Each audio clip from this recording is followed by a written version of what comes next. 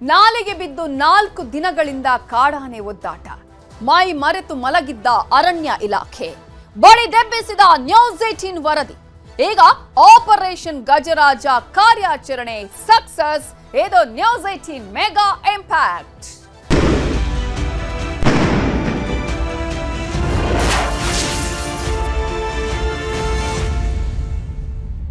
ನಾಲ್ಕು ರಾತ್ರಿ 4 ಹಗಲು ನಿದ್ದೆ ಇಲ್ಲ, ಆಹಾರ ಇಲ್ಲದೆ ನೀರಿನಲ್ಲೇ ಒದ್ದಾಟ. ಕಣ್ಮುಚ್ಚಿ ಕೂತಿತ್ತು ಅರಣ್ಯ ಇಲಾಖೆ. ಕಣ್ಮುಚ್ಚಿ ಕೂತಿದ್ದ ಅರಣ್ಯ ಇಲಾಖೆಯನ್ನ ಎಚ್ಚರಿಸಿದ್ದೇ ನಾವು. 4 ರಾತ್ರಿ 4 ಹಗಲು ನಿದ್ದೆ ಇಲ್ಲದೆ, ಆಹಾರ ಇಲ್ಲದೆ ಗಜರಾಜ ನೀರಲ್ಲೇ ಒದ್ದಾಟ ಮಾಡ್ತಾ ಇತ್ತು. ಅರಣ್ಯ ಇಲಾಖೆ ಸುಮ್ಮನೆ ಕೂತಿತ್ತು, ಗೊತ್ತಿದ್ದು ಕೂತಿತ್ತು, ಅಥವಾ ಯಾವುದೇ ಕಾರಣಕ್ಕೂ ಆನೆಯನ್ನ ಮೇಲಕ್ಕೆತ್ತಬಾರ್ದು ಅಂತ ಯೋಚನೆ ಮಾಡಿತ್ತೋ ಗೊತ್ತಿಲ್ಲ. ಆದ್ರೆ ಇವೆಲ್ಲದರ ಬಗ್ಗೆ ಸಂಪೂರ್ಣವಾದ ಮಾಹಿತಿಯನ್ನ ನ್ಯೂಸ್ 18 ಕನ್ನಡ ಬಿತ್ತರಿಸುತ್ತೆ. ಅರಣ್ಯ ಇಲಾಖೆ ಎಚ್ಚರಿಸುವ ಕೆಲಸವನ್ನ ನ್ಯೂಸ್ 18 ಕನ್ನಡ ಮಾಡುತ್ತೆ. ಇದೀಗ ಗಜರಾಜ ಆಪರೇಷನ್ ಸಕ್ಸಸ್ ಆಗಿದೆ. ಶಿವನ ಸಮುದ್ರದ ಕೆನಾಲ್ಗೆ ಬಿದ್ದಿದ್ದ ಗಜರಾಜನನ್ನ ರಕ್ಷಣೆ ಮಾಡಲಾಗಿದೆ. 3 ಕ್ರೇನ್, 40 ಸಿಬ್ಬಂದಿ, ವೈದ್ಯರು, ಅರವಳಿಕೆ ತಜ್ಞರು ಇದೀಗ ಆನೆಯನ್ನ ರಕ್ಷಣೆ ಮಾಡಿದ್ದಾರೆ. 2 ಸಲ ಅರವಳಿಕೆ ನೀಡಿ ಕ್ರೇನ್ ಮೂಲಕ ಮೇಲಕ್ಕೆತ್ತಿದೆ ಟೀಮ್. ಮುಂದೆ ಹೋಗುತ್ತೆ, ಈ ಕಡೆ ನಮ್ದು ಕೊಳ್ಳೆಗಾಲ ಬರ್ತಕ್ಕೆ. ಸೊ ಇದು ಮುಂದೆ ಹೋಗುತ್ತೆ. ಈಗಲೂ ಕೂಡ ಮುಂದೆ ನಾವು ಅದನ್ನ ಮಾನಿಟರ್ ಮಾಡ್ತೀವಿ. ಈಗ ಫಾಲೋ ಅಪ್ ಮಾಡಿ ಕಾಡೊಳಗೆಲ್ಲ ಮಾನಿಟರ್ ಮಾಡಲ್ಲ, ರಸ್ತೆಯಲ್ಲಿ ಜನಗಳಿಗೆ ನಾವು ಎಚ್ಚರಿಕೆಯನ್ನು ನೀಡ್ತೀವಿ. ಯಾಕೆಂದ್ರೆ ಅದು ಡಿಸ್ಟರ್ಬ್ ಆಗಿದೆ, ಈಗ ಡಿಸ್ಟರ್ಬ್ ಆಗಿದೆ.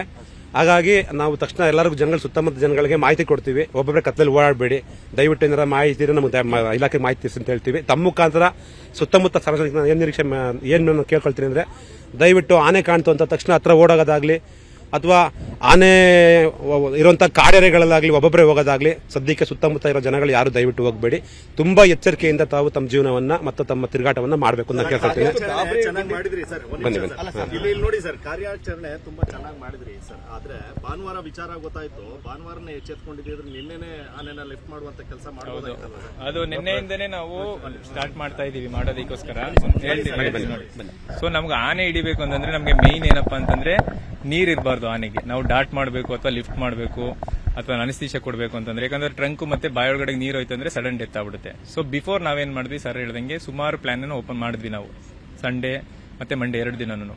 ಆ ಟೈಮಲ್ಲಿ ನಮ್ಗೆ ಆನೆ ಈಚೆಗೆ ಬರಕ್ಕಾಗಿಲ್ಲ. ನೀರನ್ನು ತುಂಬಾ ಲೆವೆಲ್ ಮಾಡಿದ್ವಿ, ಈಚೆ ಬರೋದಕ್ಕೆ ಅದು ಆ ಫೋರ್ಸ್ ಇರೋದ್ರಿಂದ ಅದು ಈಚೆ ಬರಕ್ಕಾಗ್ಲಿಲ್ಲ. ಮತ್ತೆ ಇನ್ನೊಂದು ಗೇಟ್ ಓಪನ್ ಮಾಡಿಸಿದ್ವಿ, ಇನ್ನೊಂದು ಕಂಟೈನರ್ ಇಟ್ವಿ, ಯಾವುದಕ್ಕೂ ಬರಲಿಲ್ಲ ಅದು. ಸೊ ಕೊನೆ ಆಪ್ಷನ್ ಅಲ್ಲಿ ನಾವು ಸೆಡೇಟ್ ಮಾಡಿ ಅದನ್ನ ಟ್ರಂಕ್ ನ ಲಿಫ್ಟ್ ಮಾಡಿ ಮಾಡೋಣ ಅಂತ ಈಗ ಏನ್ ಮಾಡಿದೀವಲ್ಲ ಆ ಪ್ರೊಸೀಜರ್ಗೆ ನಾವು ಕೊನೆಗೆ ಇದು ಮಾಡಿದ್ವಿ. ಇದು ತುಂಬಾ ಹೈಲಿ ರಿಸ್ಕಿ ಅನಸ್ತೇಷಿಯಾ ಮಾಡ್ತಿರೋದು ನಾವು ಈ ಟೆರೈನ್ ಅಲ್ಲಿ. ಮತ್ತೆ ಈ ವಾಟರ್ ಬಾಡಿ ನಾವು ಆನೆನೇ ಹಿಡಿಯಕ್ಕಾಗಲ್ಲ.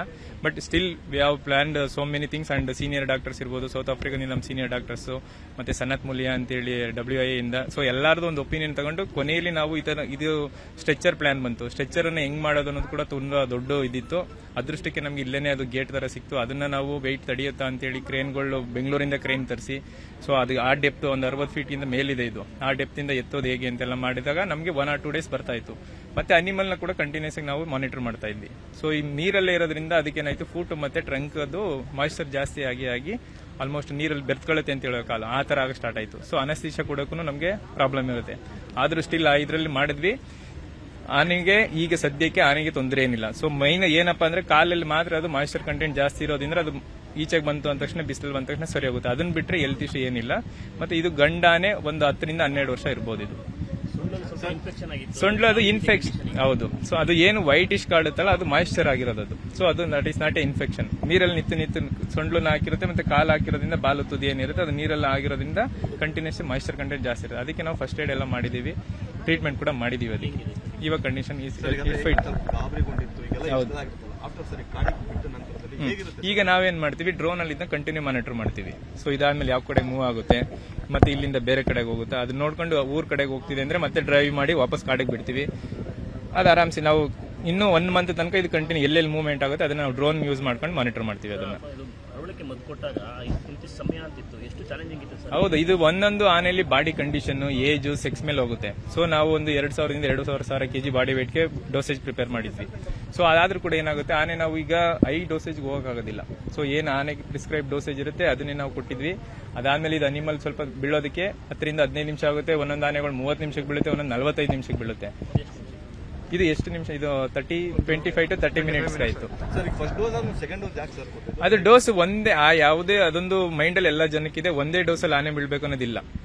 ಸೊ 2 ಡೋಸ್ ಮಾಡಬಹುದು, 3 ಡೋಸ್ ಮಾಡಬಹುದು. ಟಾಪ್ ಅಪ್ ಅಂತ ಮಾಡ್ತಿರ್ತೀವಿ ನಾವು. ಒಂದೇ ಈಗ 1 ml ಹೊಡಿತೀವಿ, ಒಂದು ಡೋಸೇಜ್ ಕಾನ್ಸಂಟ್ರೇಷನ್ ಅಂದ್ರೆ ಮತ್ತೆ 1 ml ಹೊಡೆಯಲ್ಲ, ಅದನ್ನ ನೆಕ್ಸ್ಟ್ 0.1 ಹಾಕೋದು, ಅದಕ್ಕೆ ಅಡಿಷನಲ್ ಕೊಡ್ತಿರ್ತೇವೆ. ಬಿಟ್ರೆ 2-3 ಡಾಟ್ ಮಾಡ್ತು ಅಂತಂದ್ರೆ ಆನೆಗೆ ಜಾಸ್ತಿ ಜೀವಕ್ಕೆ ತೊಂದರೆ ಅನ್ನೋದು ಅದು ಸುಳ್ಳು ಮಾಹಿತಿ. ಎಲ್ಲರಿಗೂ ಮೈಂಡ್ ಅಲ್ಲಿ ಹೇಗಿದೆ ಅಂತಂದ್ರೆ 3 ಡಾಟ್ ಮಾಡಿದ್ರೆ ಆನೆ ಸತ್ತೋಗುತ್ತೆ, 2 ಡಾಟ್ ಮಾಡಿದ್ರೆ ಆನೆ ಸತ್ತೋಗುತ್ತೆ, ಅದೆಲ್ಲ ಸುಳ್ಳು.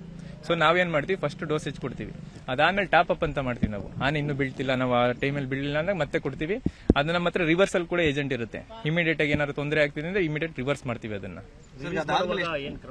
ರಿಲೀಸ್ ಏನಂತಂದ್ರೆ ಈಗ ನಾವು ಇದನ್ನ ತುಂಬಾ ದೂರ ತಗೊಂಡು ಹೋಗಕ್ಕೂ ಆಗಲ್ಲ. ಸೊ ಇದೇ ಕಾಡಲ್ಲಿ ಇರೋದ್ರಿಂದ ಇದು ಮಿಸ್ ಆಗಿ ಕಾಡಿಗೆ ಇದು ನೀರೊಳಗಡೆ ಎಲ್ಲೋ ಬಿದ್ದಿದೆ. ಬಿದ್ದಾದ್ಮೇಲೆ ಅದೇನು ಮುಂದೆ ಪಾರ್ಟ್ ಇದೆಯಲ್ಲ ಇದ್ರದ್ದು, ಅದು ಸ್ವಲ್ಪ ಸ್ಲೋಪಿ ಇದೆ ಅದು. ಸೊ ಅದು ಗೇಟ್ ಹತ್ರ ಬಂದಿದೆ, ಅದು ಈಜು ಹೊಡೆದು ಆ ಕಡೆಗೆ ಪಾಸ್ ಆಗಕ್ಕಾಗಿಲ್ಲ, ಕೊನೆಗೆ ಗೇಟ್ ಒಳಗಡೆ ನುಗ್ಬಿಟ್ಟಿದೆ ಇದು. ಸೊ ಇದರಲ್ಲಿ ನಾವು ಬೇರೆ ಆಪ್ಷನ್ ಯಾವುದೇ ಮಾಡಿದ್ರು ಅನಿಮಲ್ ನ ಲಿಫ್ಟ್ ಮಾಡೋದು ಬಿಟ್ರೆ ಬೇರೆ ಇನ್ನೆಲ್ಲೂ ಓಡಿಸೋದಾಗ್ಲಿ ಮತ್ತೆ ನೀರ್ ಫಿಲ್ ಮಾಡಿ ಅದು ಈಜು ಹೊಡೆಯೋಕ್ಕಾಗದೇನೆ 1 hour 2 hour ಅಲ್ಲಿ ಮತ್ತೆ ಅಲ್ಲೂ ಡ್ರೌನಿಂಗ್ ಆಗಿ ಸತ್ತೋಗೋ ಚಾನ್ಸಸ್ ಇರುತ್ತೆ. ಸೊ ನೀರ್ನೆಲ್ಲ ಕಂಪ್ಲೀಟ್ ಕ್ಲೋಸ್ ಮಾಡಿಸಿ ನಾವು ಈ ಫೈನಲಿ ಈ ಡಿಸಿಷನ್ ತಗೊಂಡು ಚೆನ್ನಾಗಿ ಮಾಡಿದ್ದೀವಿ. ಪ್ರಜ್ಞೆ ನಾವು 1 hour ಅಲ್ಲ 1.5 hour ತನಕ ಮಲಗಿಸಬಹುದು ಆನೆನ. ಪ್ರಜ್ಞೆ ಬರಬೇಕು ಅಂದ್ರೆ ಮತ್ತೆ ಇಂಜೆಕ್ಷನ್ ಕೊಡ್ಬೇಕು ನಾವು. ಈಗ ಇದನ್ನ ಇಲ್ಲಿ ತಂದು ಇಲ್ಲಿ ರಿವರ್ಸ್ ಮಾಡ್ತೀವಿ ನಾವು. ಅದನ್ನ ಇಂಜೆಕ್ಷನ್ ಮಾಡಿದ್ಮೇಲೆ ಅದು ರಿವರ್ಸ್ ಆಗಿ ಹೋಗುತ್ತೆ. ಎಲ್ಲ ಮಾಡಿದೀವಿ, ಆರಾಮಾಗಿದೆ, ತೊಂದರೆ ಇಲ್ಲ, ಕಂಪ್ಲೀಟ್ ಆಗಿ ಎದ್ದು ಹೋಗಿದೆ. ಸೊ ಇದು ಸ್ಟಿಲ್ ನಾವು ಅದನ್ನ ಮಾನಿಟರ್ ಮಾಡ್ತಾ ಇರ್ತೀವಿ ಅದನ್ನ. ಸೊ ಕಂಪ್ಲೀಟ್ ಆಂಟಿಬಯೋಟಿಕ್ ಇರ್ಬೋದು, ಪೇನ್ ಕಿಲ್ಲರ್ಸ್ ಎಲ್ಲಾನು ಕೂಡ ಕೊಟ್ಟಿದ್ದೀವಿ. Doctor Ramesh, Nagarahole tiger sir. Thank you. ಮತ್ತು ತಂಡದವರಿಗೆ ಅಭಿನಂದನೆಗಳನ್ನು ಸಲ್ಲಿಸ್ತೇನೆ. Excellent team work and leadership ತೋರಿಸಿದ್ದಾರೆ ಅವರು, ಮತ್ತು ಡಾಕ್ಟರ್ ಆದರ್ಶ್ ಮತ್ತು ಅವ್ರ ಟೀಮ್ ಅವ್ರಿಗೆ. ಅವ್ರು ಯಾಕಂತಂದ್ರೆ ಈಗ ಯಾವ ರೀತಿ ಪ್ಲಾನ್ ಮಾಡಬೇಕು ಅನ್ನೋದನ್ನ ಈ ಭಾನುವಾರ ನಮಗೆ ಮೊದಲು ಗೊತ್ತಾದ ಮೇಲೆ ಮನೆ ಜಿಲ್ಲಾಧಿಕಾರಿಗಳು ಕೂಡ ನಾವು ನಿರ್ದೇಶನದಂತೆ ನಾವು ಯಾವ ರೀತಿ ನೀರು ನಿಲ್ಲಿಸಬೇಕು KRS ಡ್ಯಾಮಿಂದ, ಮತ್ತು ನೀರು ಕಡಿಮೆ ಮಾಡಿದ್ಮೇಲೆ ಆನೆನ ಯಾವ ರೀತಿ ಮೇಲಕ್ಕೆ ಎತ್ಕೋಬೇಕು ಅಂತ ಚರ್ಚೆ ಮಾಡಿದ್ವಿ. ಸ್ಟಾರ್ಟಿಂಗ್ ಇನಿಷಿಯಲ್ ಪ್ರಯತ್ನಗಳು ಯಾವಾಗ ಸಫಲ ಆಗಿಲ್ವೋ ಆವಾಗ ಡಾಕ್ಟರ್ಸ್ ಲೀಡರ್ಶಿಪ್ ತಗೊಂಡು ಅವರು ಅದನ್ನ ಲಿಫ್ಟ್ ಮಾಡಬೇಕು, ಸೆಡೇಷನ್ ಕೊಡಬೇಕು ಅಂತ ಮಾಡಿದ್ರು. ಇದು ಒಂದು ತಂಡ ಯಾವ ರೀತಿ ವರ್ಕ್ ಮಾಡ್ತು ಅಂತಂದ್ರೆ ನಾವು ಒಂದು ಅತ್ಯುತ್ತಮ ಕೋಆರ್ಡಿನೇಷನ್ ಅಂತ ಹೇಳ್ಬೋದು. ಆಮೇಲೆ ನಾನು ಇದು DCF, ಡಾಕ್ಟರ್ಸು ಮತ್ತು ವೈಲ್ಡ್ ಲೈಫ್ DCF ಮತ್ತು ಒಂದು ಮೆಗಾ ಇನ್ಫ್ರಾಸ್ಟ್ರಕ್ಚರ್ ಲಿಮಿಟೆಡ್ ಅಂತಿದೆ, ಅವರಿಗೆ ರಿಕ್ವೆಸ್ಟ್ ಮಾಡ್ಕೊಂಡಿದ್ದೆ. ಅವರು ಕಂಟೈನರ್ ಕೂಡ ಕಳಿಸಿದ್ರು ಸಮಯಕ್ಕೆ ಸರಿಯಾಗಿ. ಸೊ ಎಲ್ಲ ಒಂದು ಕೋಆರ್ಡಿನೇಷನಲ್ಲಿ ಇದು ಸಕ್ಸಸ್ ಆಗಿದೆ. ಆಮೇಲೆ ತಾಲೂಕು ಆಡಳಿತದಿಂದ ಸಂಪೂರ್ಣ ಅವರಿಗೆ ಒಂದು ಸಪೋರ್ಟನ್ನು ಕೊಟ್ಟಿದ್ವಿ, ಸಹಕಾರನ ಕೊಟ್ಟಿದ್ವಿ. ಅದಕ್ಕೆ ಮತ್ತೊಮ್ಮೆ ಅವರಿಗೆಲ್ಲರಿಗೂ ಕೂಡ ಇದರಲ್ಲಿ ಯಾರ್ಯಾರು ಇನ್ವಾಲ್ವ್ ಆಗಿದ್ರು, ಈವನ್ RFOಗಳು ಇರ್ಬೋದು, ಆಮೇಲೆ ಮಾವುತರು ಇರ್ಬೋದು, ಆಮೇಲೆ ಟೆಕ್ನಿಕಲ್ ಟೀಮ್ ಇರ್ಬೋದು, ಎಲ್ಲರಿಗೂ ಕೂಡ ನನಗೆ ತಾಲೂಕು ಆಡಳಿತದಿಂದ ಜಿಲ್ಲಾಡಳಿತದಿಂದ ಎಲ್ಲರ ಕಡೆಯಿಂದ ಅಭಿನಂದನೆಗಳನ್ನು ಸಲ್ಲಿಸಕ್ಕೆ ಇಷ್ಟಪಡ್ತೀನಿ. ಡಾಕ್ಟರ್ ಲೋಕೇಶ್. ಇದೇ ನಮ್ಮ ಕಂಪನಿಯವರು ಸ್ವತಃ ಅವರೇ ನೀಡಿದ್ರು.